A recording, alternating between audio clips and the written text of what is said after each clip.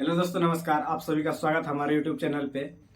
तो आज हम लोग मैथ का इम्पोर्टेंट फार्मूला देखेंगे जो बिहार बोर्ड क्लास 10th का मैथमेटिक्स में बहुत ही लाभदायक होगा, जो प्रश्नों को भी सोल्व करने में सुविधा होगी। तो चलिए स्टार्ट करते हैं। और हमारे चैनल पे अगर आप न्यू हैं प्लीज़ सब्सक्राइब कर दीजिएगा और अपने मित्रों के साथ जरूर शेयर कीजिएगा। तो अगला पहला फार्मूला है, वृत्त पर अनेक स्पर्श रेखा खींची जा सकती है। यानी कोई वृत्त जो है, यानी सर्कल पर अनेक स्पर्श रेखा खींची जा सकती है। अब ये स्पर्श रेखा क्या है? यानी वृत्त से सटा हुआ रेखा। यहां से भी खींच दिए, इधर से भी खींच सकते हैं, कहीं से भी हम वृत्त में सटा हुआ स्पर्श रेखा खींच सकते हैं। तो वृत्त पर कितना स्पर्श रेखा खींचा जा सकता है? वृत्त पर अनेक स्पर्श रेखा खींची जा सकती है। अनेक स्पर्श रेखाएं खींची जा सकती है। अगला है, वृत्त पर किसी एक बिंदु से केवल एक स्पर्श रेखा खींचा जा सकता है। जैसे हम यहाँ पे अगर खींचे, इस बिंदु पर जो है केवल एक ही स्पर्श रेखा हम खींच सकते हैं। ऐसे नहीं होगा क्योंकि यह स्पर्श रेखा जो अंदर कट गया। तो वृत्त पर किसी एक बिंदु से केवल एक ही स्पर्श रेखा खींची जा सकती है।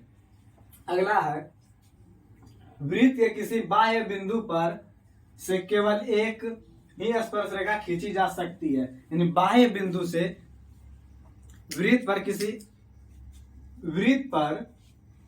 केवल एक ही स्पर्श रेखा खींची जा सकती है। अगला है, वृत्त के किसी भीतरी बिंदु से कोई भी स्पर्श रेखा नहीं खींची जा सकती है। यानी वृत्त का जो है भीतरी बिंदु, यानी भीतर में कहीं पे भी कोई बिंदु से स्पर्श रेखा नहीं खींच सकते हैं। यहां से करेंगे तो ये बिंदु सट जाएगा, इसलिए इस पे हम नहीं बिंदु खींच सकते हैं, और स्पर्श रेखा भी। अगला है, वृत्त की त्रिज्या जो है, इसको आर से सूचित करते हैं, यानी रेडियस। वृत्त की त्रिज्या आर यानी रेडियस। इसका रेडियस बराबर होता है व्यास बटे 2, यानी डायमीटर बाय 2। इसको डी बाय 2 से भी सूचित कर सकते हैं। अगला है, वृत्त की परिधि, यानी वृत्त की परिधि जो है 2 पाई आर होता है। वृत्त की परिधि क्या हो जाएगा? 2 पाई आर। अब अर्धवृत्त की परिधि जो है, अर्धवृत्त की परिधि पाई आर प्लस 2r हो जाएगा। अर्धवृत्त का क्षेत्रफल जो है पाई आर स्क्वायर बाय 2। अर्धवृत्त का क्षेत्रफल क्या हो जाएगा? Pi are square by 2। और वृत्त का क्षेत्रफल जो है पाई आर स्क्वायर। वृत्त का क्षेत्रफल का फॉर्मूला क्या हो जाएगा? Pi are square. वृत्त के त्रिज्यखंड का क्षेत्रफल थीटा बटे 360 into pi are square. Theta बटे 360 इंटू पाई आर स्क्वायर। वृत्त के त्रिज्यखंड का क्षेत्रफल क्या हो जाएगा? थीटा बटे 360 इंटू पाई आर स्क्वायर। अब वृत्त के चतुर्थांश, यानी वृत्त के चतुर्थांश का क्षेत्रफल। अब चतुर्थांश क्या है? कोई वृत्त है, इसका एक भाग, यानी इस पार्ट का क्षेत्रफल अगर निकालने बोलेगा हो जाएगा 1/4 into pi are square. 1/4 into pi are square. अब थीटा कोण वाले त्रिज्यखंड के संगत के चाप की लंबाई, थीटा कोण वाले त्रिज्यखंड के संगत के चाप की लंबाई जो है थीटा बटे 360 इंटू 2 पाई आर हो जाएगा। क्या हो जाएगा? थीटा बटे 360 इंटू 2 पाई आर। अगला है, वर्ग का विकर्ण। वर्ग क्या होता है? जैसे ये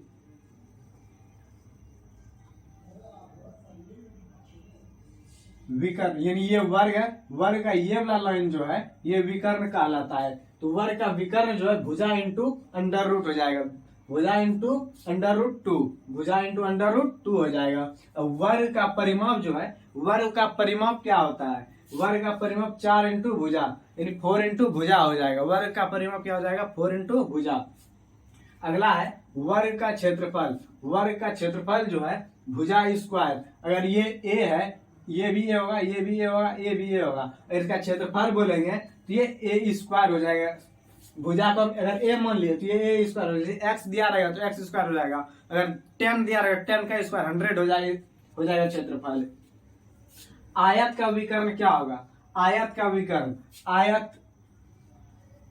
ये आयत है, इसका ये वाला लंबाई को जो है, ये वाला लंबाई को विकर्ण कहते हैं। तो आयत का विकर्ण जो है L square plus B square का होल रूट हो जाएगा। आयत का विकर्ण क्या हो जाएगा, L square plus B square का whole root, L square plus B square का होल रूट। अगला है आयत का परिमाप। आयत का परिमाप जो है 2 इंटू लंबाई प्लस चौड़ाई, 2 इंटू एल प्लस बी, इसको लंबाई प्लस चौड़ाई भी बोल सकते हैं। आयत का क्षेत्रफल, आयत का क्षेत्रफल जो है लंबाई गुना चौड़ाई, क्या हो जाएगा, लंबाई गुना चौड़ाई एल इंटू बी। आयत का क्षेत्रफल लंबाई गुना चौड़ाई एल इंटू बी। घन का विकर्ण, घन का विकर्ण क्या हो जाएगा, भुजा इंटू अंडर रूट 3, भुजा इंटू अंडर रूट 3। घन का क्षेत्रफल, घन का क्षेत्रफल जो है 6 इंटू भुजा स्क्वायर, घन का क्षेत्रफल क्या हो जाएगा 6 इंटू भुजा स्क्वायर। अब घन का आयतन, घन का आयतन जो है भुजा क्यूब, इसको हम ए क्यूब भी बोल सकते हैं।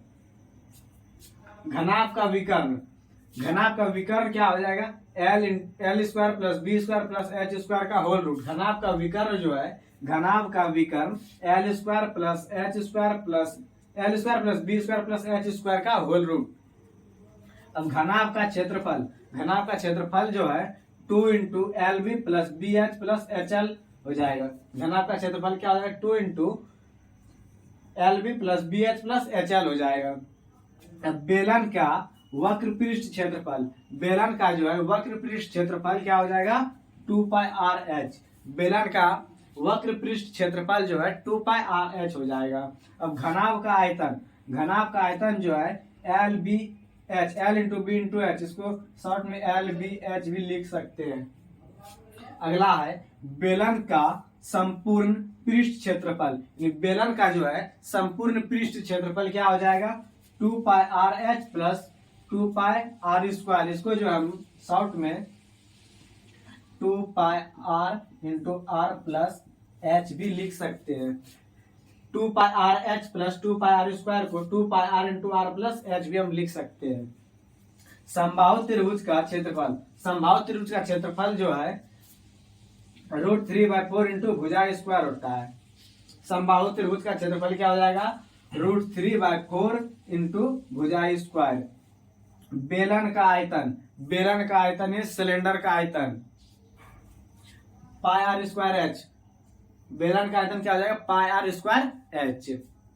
अगला है समद्विबाहु त्रिभुज का क्षेत्रफल, समद्विबाहु त्रिभुज का क्षेत्रफल जो है a/4 into under root 4b square minus A square, a/4 into 4b square minus A square का होल रूट हो जाएगा। अगला है विषम बाहु त्रिभुज का क्षेत्रफल या हीरोन सूत्र, जो क्लास 10th में महत्वपूर्ण है ये फॉर्मूला।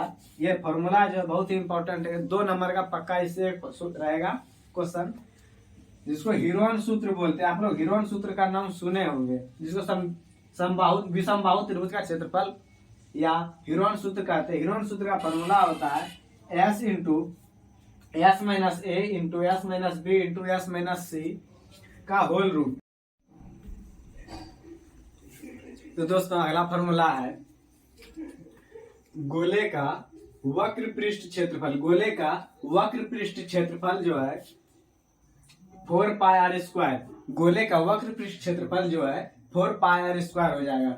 अगला है अर्धगोले का, अर्धगोले का वक्र पृष्ठ क्षेत्रफल, अर्धगोले का जो है वक्र पृष्ठ क्षेत्रफल क्या हो जाएगा, 2 पाई आर स्क्वायर। अर्धगोले का वक्र पृष्ठ क्षेत्रफल जो है 2 पाई आर स्क्वायर हो जाएगा। अगला है अर्धगोले का, अर्धगोले का संपूर्ण पृष्ठीय क्षेत्रफल, अर्धगोले का संपूर्ण पृष्ठीय क्षेत्रफल जो है 3 पाई आर स्क्वायर। अर्धगोले का संपूर्ण पृष्ठीय क्षेत्रफल क्या हो जाएगा, 3 पाई आर स्क्वायर। शंकु का तिर्यक ऊंचाई, शंकु का तिर्यक ऊंचाई यानी एल, शंकु का तिर्यक ऊंचाई एल बराबर H square plus L square का whole root, H square plus L square का होल रूट। अगला है शंकु का वक्र पृष्ठ क्षेत्रफल, शंकु का वक्र पृष्ठ क्षेत्रफल क्या हो जाएगा, पाई आर एल। शंकु का वक्र पृष्ठ क्षेत्रफल बराबर पाई आर एल।